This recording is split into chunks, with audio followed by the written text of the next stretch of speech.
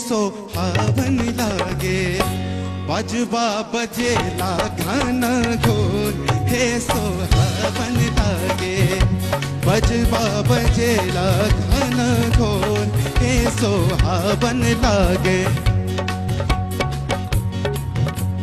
धन्य हुई मिथिला नगरी आज रघुवर जी है पधारे।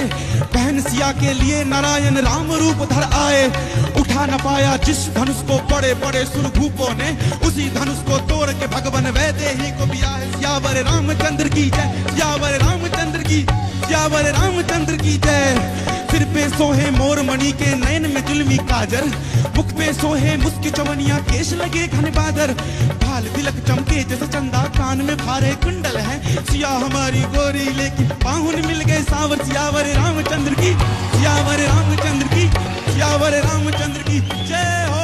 आपने अपने कंफर्ट जोन से बाहर निकलकर आपने कुछ परफॉर्म किया और आपने बहुत संभाल कर उसको परफॉर्म किया।